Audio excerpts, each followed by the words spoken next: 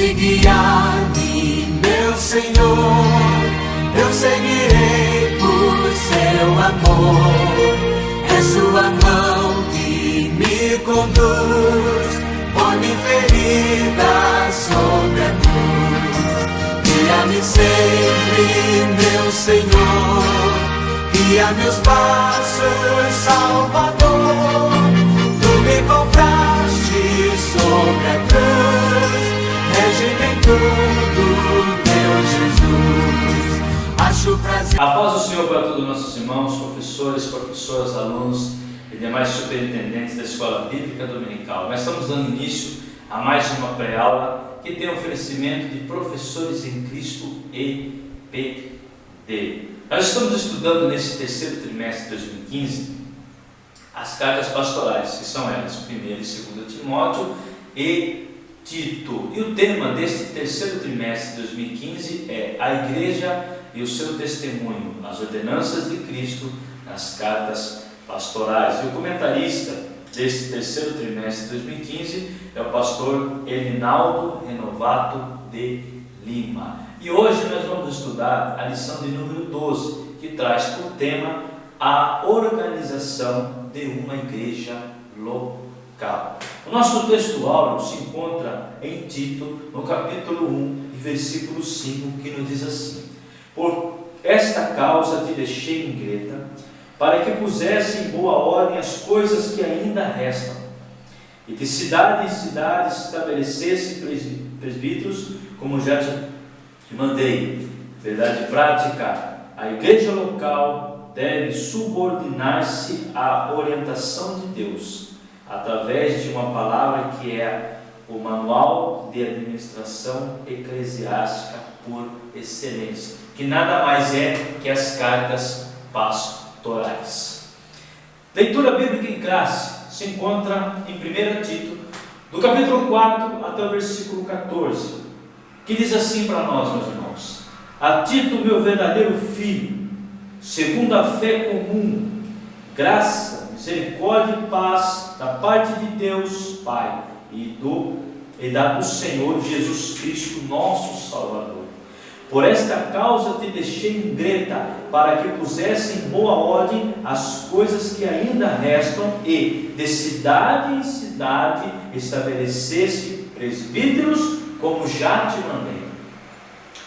Aquele que for irrepreensível, marido de uma mulher, que tenha filhos fiéis, que não possam ser acusados de dissolução, nem são desobedientes, porque convém que o bispo seja irrepreensível, como despenseiro da casa de Deus, não soberbo, nem rancudo, nem dado ao vinho, nem espancador, nem cobiçoso de torpe ganância, mas dado à hospitalidade, amigo do bem, moderado, justo, santo e temperante. Versículo 9: retendo firme a fiel palavra que é conforme a doutrina, para que seja poderoso tanto para admoestar, como a sã doutrina, como para convencer os contradizantes. Porque há muitos desordenados, faladores, vãos e enganadores, principalmente o das circuncisão, aos quais convém tampar a boca homens que transtornam casas inteiras, ensinando o que não convém por torpe ganância. Um deles, seu próprio profeta, disse: os cretenses são sempre mentirosos, bestas ruins, ventres preguiçosos. Esse testemunho é verdadeiro. Portanto, repreende-os severamente, porque são na fé, não dado ao ouvido às fábulas judaicas, nem aos mandamentos dos homens que se desviam da verdade. O objetivo geral de nossa lição de hoje é apresentar os requisitos bíblicos para formar um ministro do Evangelho. O ponto central dessa lição nos diz assim: a Epístola de Paulo a Tito demonstra com vigor as qualificações honestas para quem se pretende de pastor, ou seja, para quem pretende ser um pastor ou o ministro do Evangelho. O tema da nossa lição é um tema muito interessante. Nós vamos iniciar hoje, irmãos, a última carta pastoral, que é a carta do apóstolo Paulo a Tito. Então, a última carta, primeira Timóteo nós já estudamos, segundo Timóteo nós já estudamos, terminamos a aula passada, e hoje nós vamos iniciar a epístola de Paulo a Timóteo. Estamos iniciando a terceira carta pastoral, destinada ao jovem Tito. Tito, no latim, o nome dele significa louvável. Foi um evangelista que se converteu, talvez com a pregação de Paulo, conforme Tito 1:3. Fiel companheiro do apóstolo, foi um fiel companheiro do apóstolo, em 2 Coríntios capítulo 8, versículo 23, 12 e 18 e demais versículos também.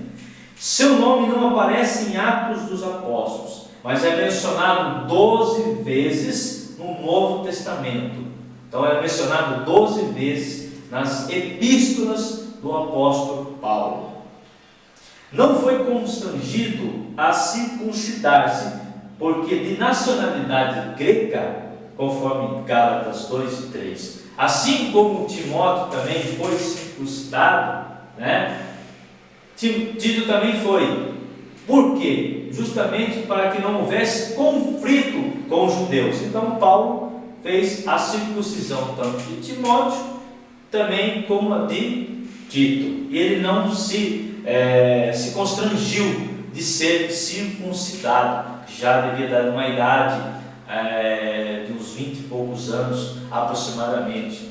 Não tenho base correta para dizer para vocês a idade precisa dele, quando já estava na ilha de Creta. Então, aproximadamente, ele já estava numa idade que já tinha se passado do tempo da circuncisão. Mas não vamos entrar nesse detalhe. Foi enviado a Creta para organizar a igreja, conforme Tito, no capítulo 1, versículo 5. Creta é mencionada, irmãos, para quem quer pesquisar um pouco mais, em Atos dos Apóstolos, no capítulo 27, versículo 12, fala da ilha de Creta. A ilha de Creta tinha por volta de 250 quilômetros de comprimento. É um dado importante para você, professor, e para você, professor, para você ter uma base desta ilha onde Tito ficou. E tinha 57 quilômetros de largura. E estava situada no mar Mediterrâneo, a 96 quilômetros sudoeste da Grécia. Então ele ficava a 96 quilômetros a sudoeste da Grécia. A epístola de Paulo a Tito assemelha-se com a primeira de Timóteo. Tito estava em Creta, Timóteo em Éfeso, e as condições dos dois lugares eram semelhantes.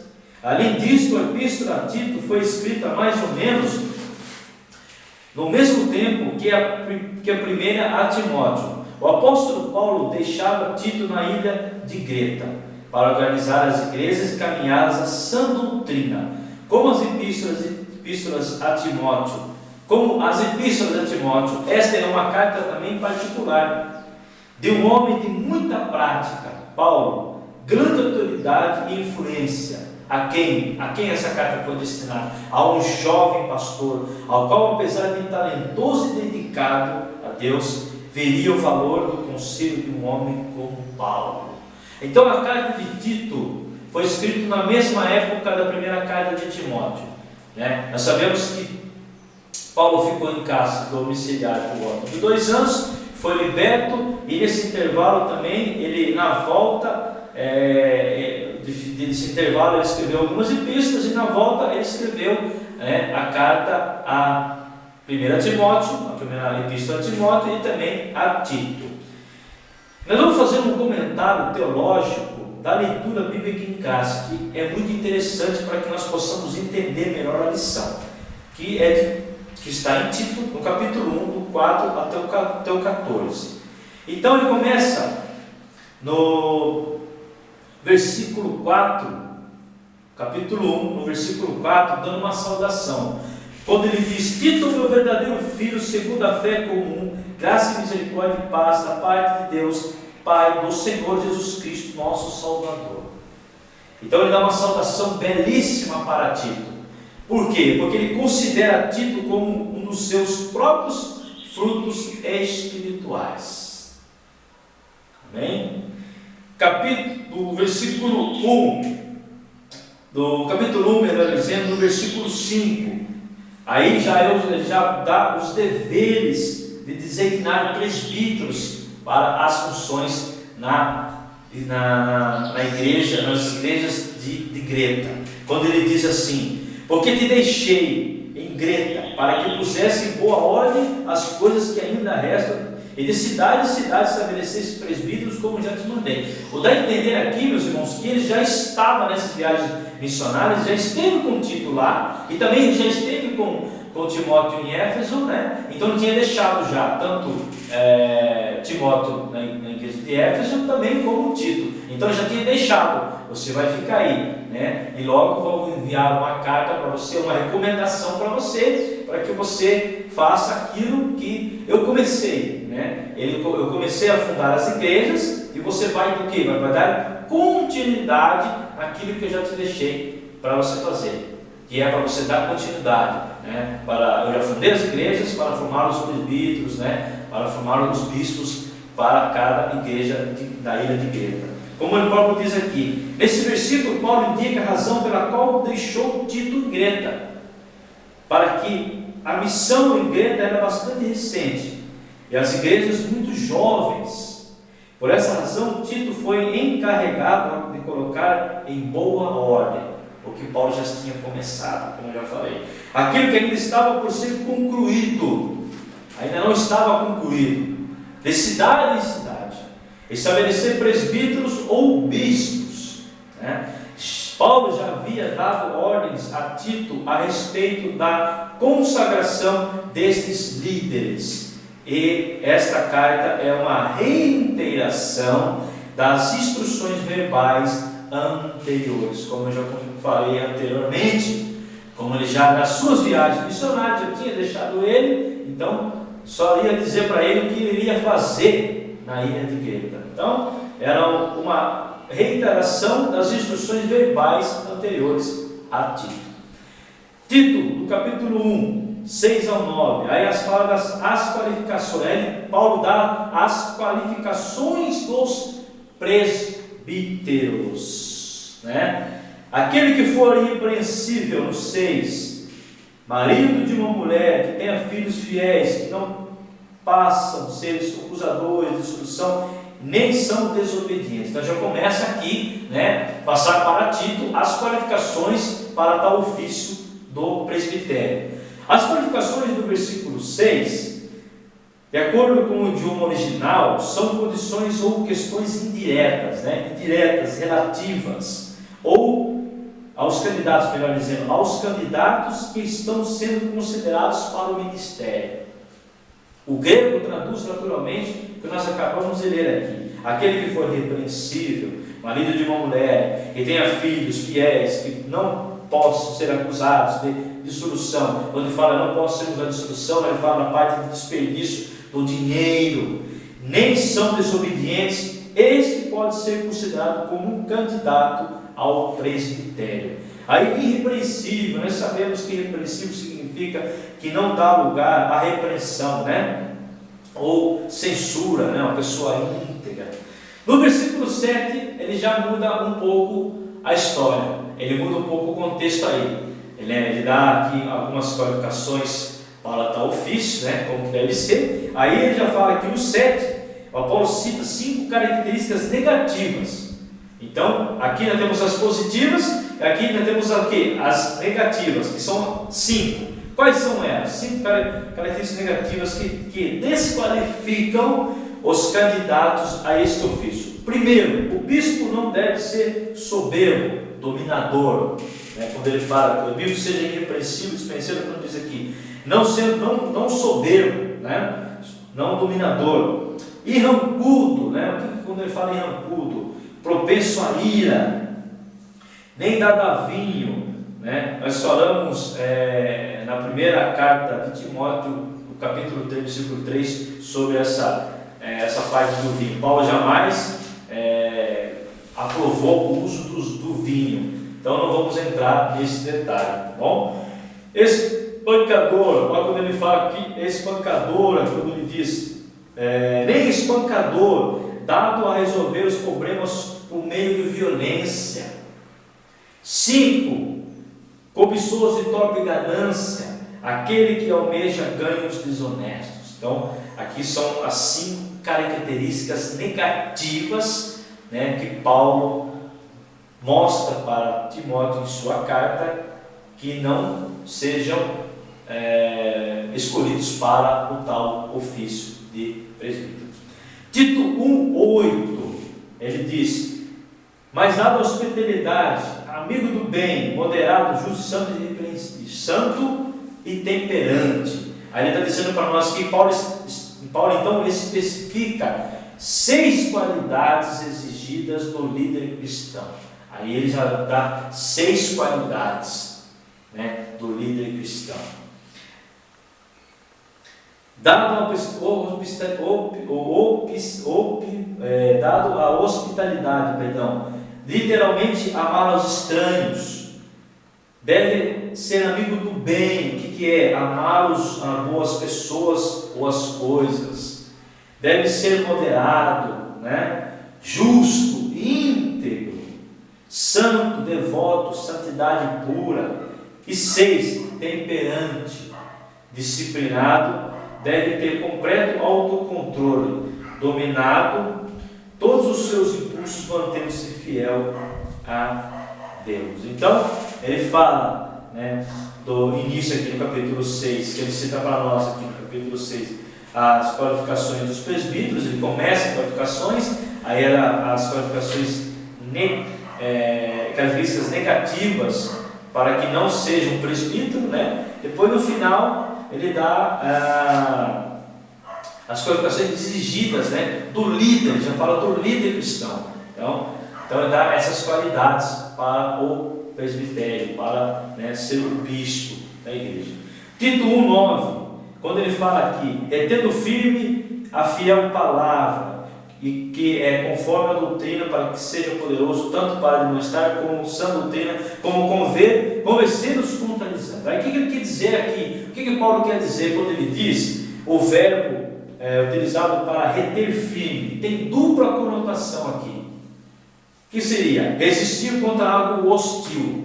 Reter firme a palavra é resistir a algo hostil e aplicar firmemente o que? A sã palavra de Deus. É isso quando Paulo diz. Não tem meu termo, ser hostil, né? Reter firme a palavra, ser hostil, não se entregar facilmente e aplicar a palavra de Deus com veracidade, né? Corretamente.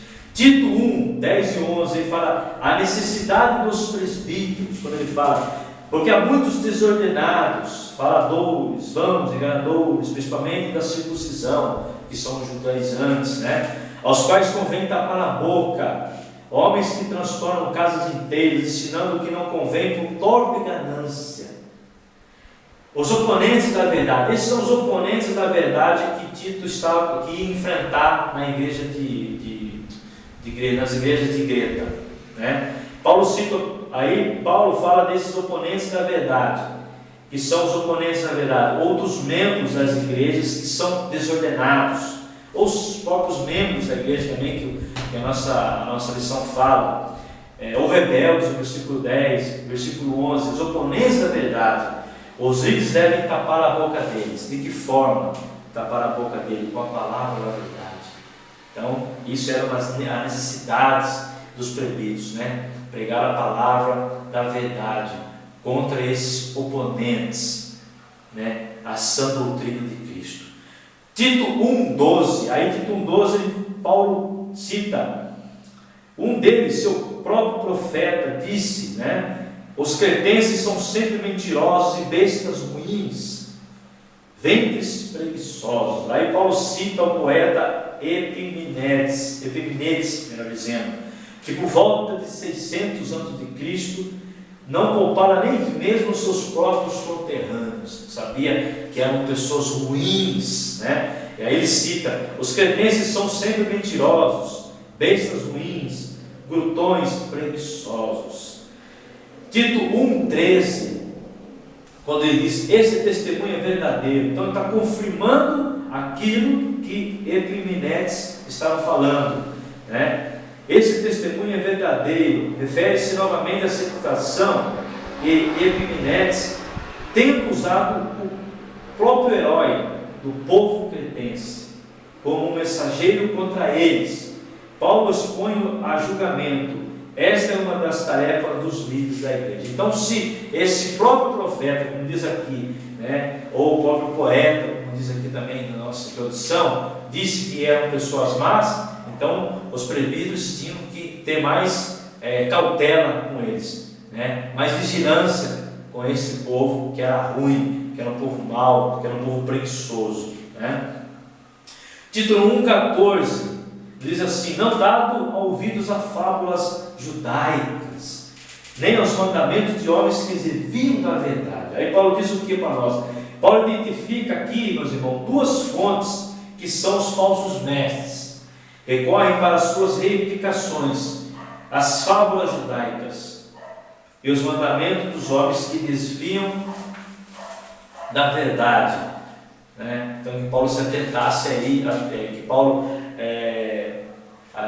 ensina a Tito, que Tito se atentasse a esses judaizantes, a esses judeus, né, que iam de igreja em igreja defraudar a mensagem de Cristo, né, e também além disso ganhavam dinheiro, né, pelas suas mentiras, né, pelas suas falsidades, né. Então que os presbíteros combatessem ele, que eles já tinham passado lá e ele tinha que voltar, né, nesses lugares que foram fundadas as igrejas, dentro da ilha de Greta, né, e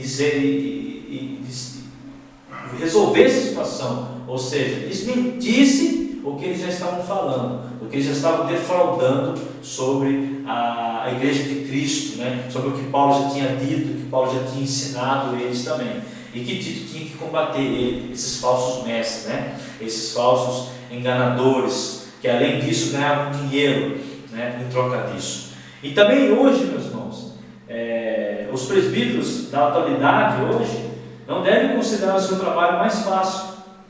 O presbítero não deve considerar o seu trabalho mais fácil, nem mais fácil e menos necessário do que daqueles a quem Paulo escreveu. Então, eles enfrentam o mesmo problema hoje, né, dos contradizantes, né, das pessoas que ensinam a palavra errada, né, que vão de casa em casa dizendo coisas que não estão dentro da palavra de Deus, né? Nós temos que ter uma apologia cristã firme, né? Temos que entender bem a palavra de Deus, reconhecer bem a palavra de Deus para combater esse tipo de pessoas que defraudam, né? Degridem a palavra de Deus. Então, esse primeiro capítulo da Epístola de Paulo a Tito é justamente isso, exortações que ele tinha que botar ordem, organizar, qualificar os presbíteros, aqueles que não estavam qualificados, não tirar, vamos deixar de lado, e aqueles que tivessem as condições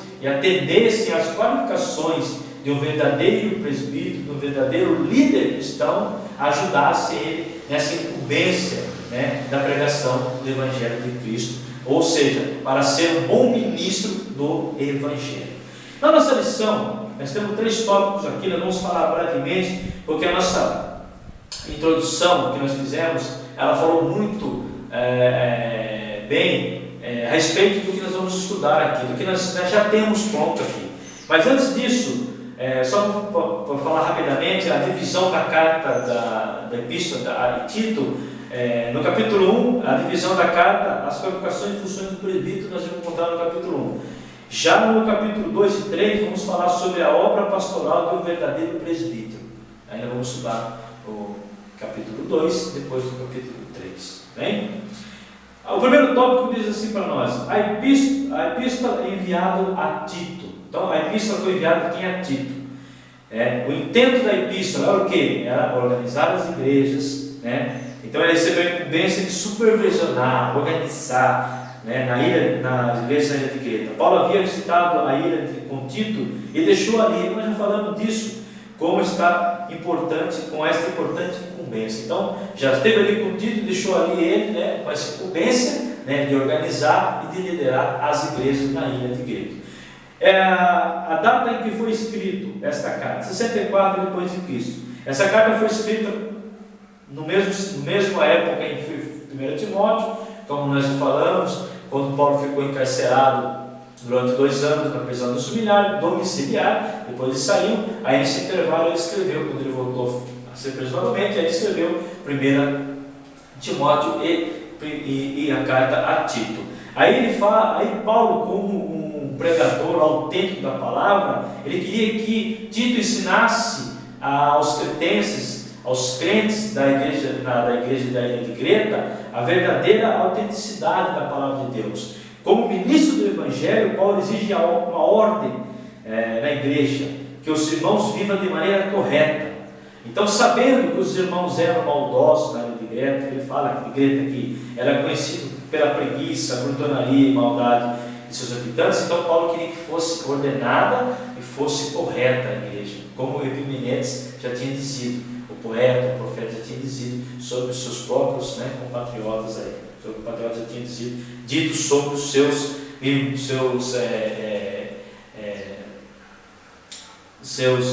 irmãos ali, né? Já tinha dito já sobre eles, né? Já tinha falado deles, já tinha falado das pessoas da igreja de Creta.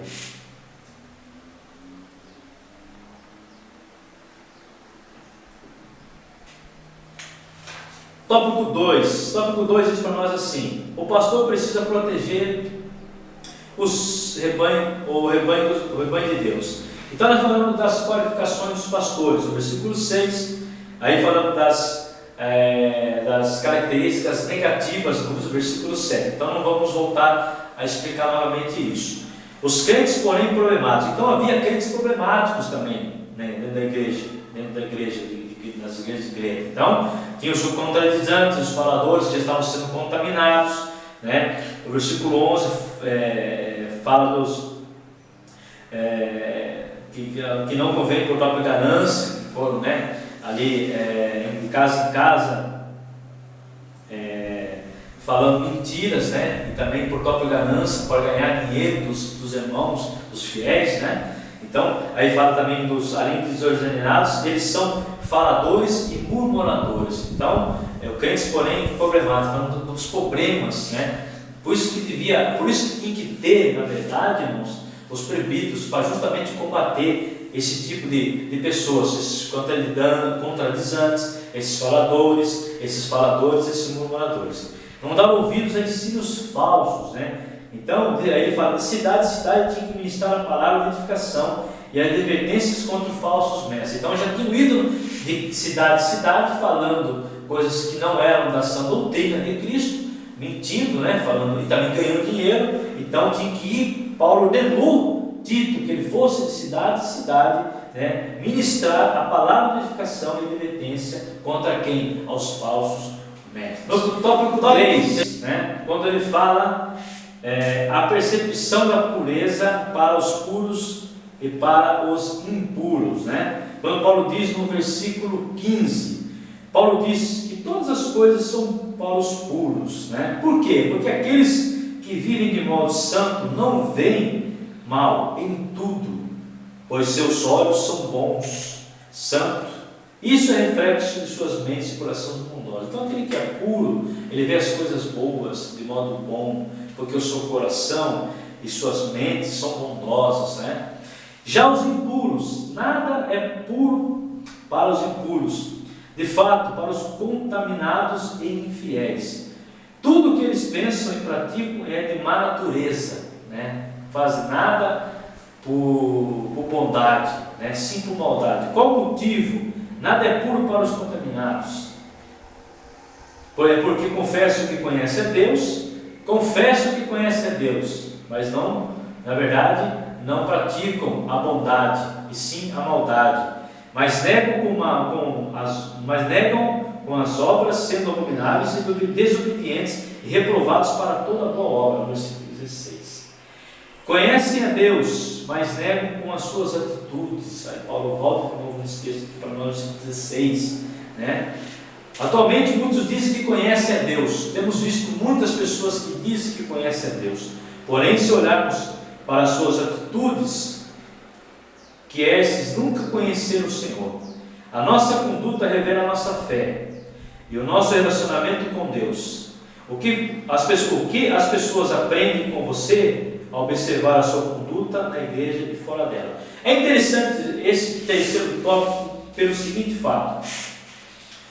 Nós aprendemos no início de nossa aula que Tito ficou incumbido do quê? Ele ficou incumbido do quê? De organizar as igrejas na ilha de Creta, qualificar os verdadeiros presbíteros e desqualificar os que não servem para tal ofício, para justamente a necessidade de tapar a boca dos faladores, dos mudadores, dos judaizantes, né? das fábulas judaicas, daqueles que tiravam dinheiro, né? Através dos seus ensinos, que eram judeus da época, né? E sabendo também que os cretenses eram preguiçosos, eram maldosos, né?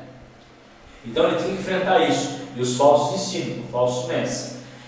E também esse terceiro tópico aqui, irmãos, me chama muita atenção pelo seguinte fato.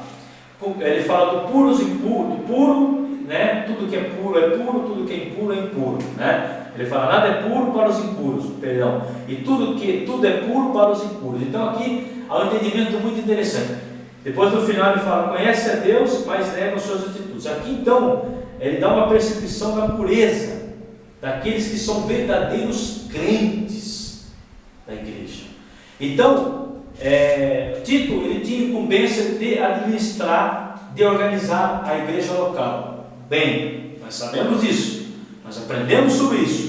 Na parte física, né? Na parte física ele, né, estava incumbido de fazer isso. Mas aqui nós temos um entendimento interessante, que é a parte espiritual. O líder eclesiástico, meus irmãos, o líder que está à frente do trabalho, ele também, além de liderar bem fisicamente, ele tem que também liderar também na parte espiritual os seus liderados. O ministro do Evangelho, quando ele é preparado para tal ofício, que no caso é o presbítero, que nós estamos estudando aqui, é um bispo, também um pastor também, ele também tem que ter a visão da igreja como um todo.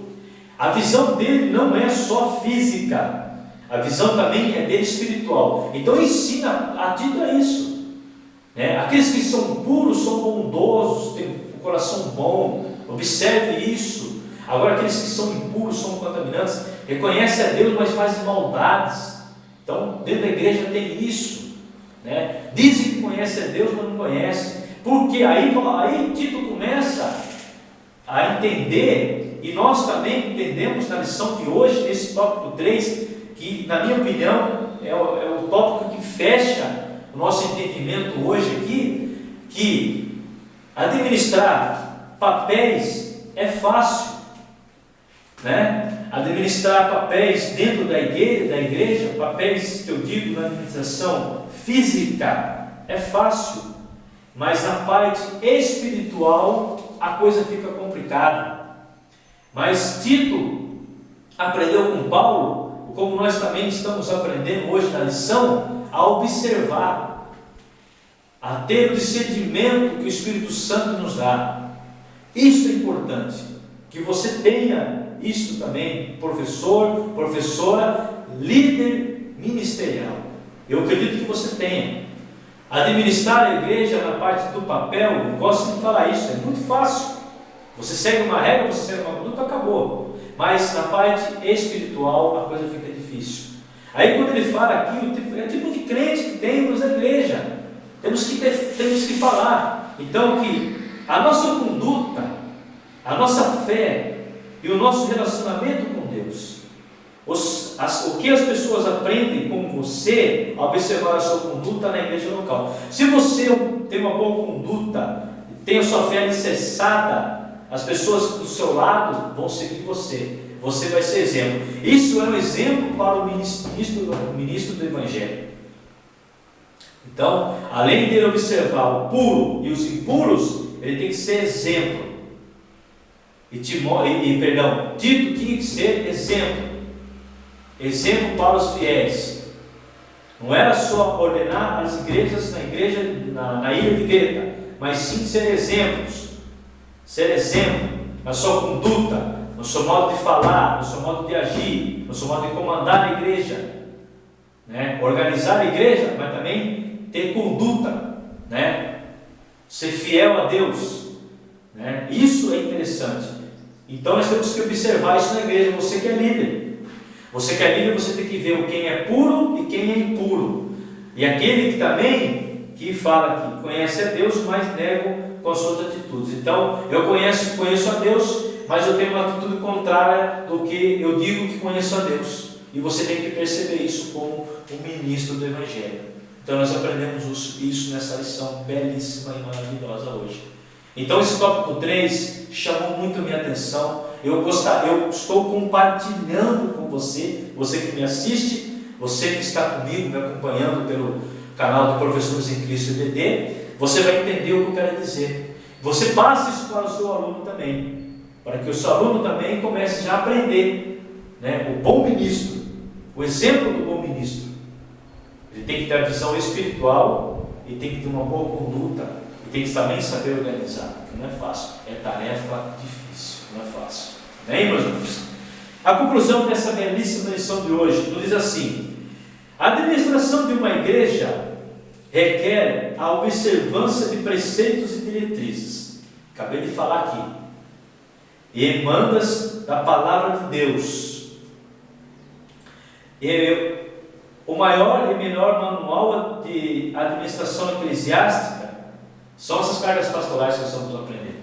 Por isso, Paulo escreveu: esse é o manual de administração eclesiástica melhor que tem para o presbítero, para o ancião, para o pastor, para o diácono, né, para o líder. É o melhor. Por isso Paulo escreveu 3 cartas pastorais, visando o quê? Estabelecer a organização e o crescimento sadio da igreja do Senhor Jesus. Por isso que essas cartas pastorais, elas são autênticas e atualíssimas. Muito atualíssimas. E fica essa lição de hoje para você, meu irmão, que me assiste. Bem? Você que me assiste, meus irmãos, nós me acompanham, dizendo, vai passar para você aí no nosso canal, Professores em Cristo EBD, você que sempre vem me assistindo, você que ainda me assiste pela primeira vez, né? Você pode se compartilhar lá. Nós temos o Facebook no início da nossa chamada, né? Entre no Facebook, nós temos nossas aulas no nosso canal, nós falamos que vai passar para você. E, irmãos, eu espero vocês na aula de número 12, que traz para nós exortações gerais. A lição de número 12, nós vamos falar sobre as exortações gerais, que vai falar sobre os anciões, né, os velhos, as senhoras, né, os mancebos, né, os jovens. Vai falar um contexto geral, vai falar um pouco da família, vai falar um pouco do cuidado com a família. Muito interessante também o capítulo 2 de Tito, que nós vamos estudar. Pois bem, meus irmãos, que no domingo você professor, você professora, você superintendente, você aluno que me assista, tenha uma aula abençoadíssima e que o Espírito Santo de Deus esteja com você e que Deus abençoe a todos em nome do Senhor Jesus Cristo. Amém.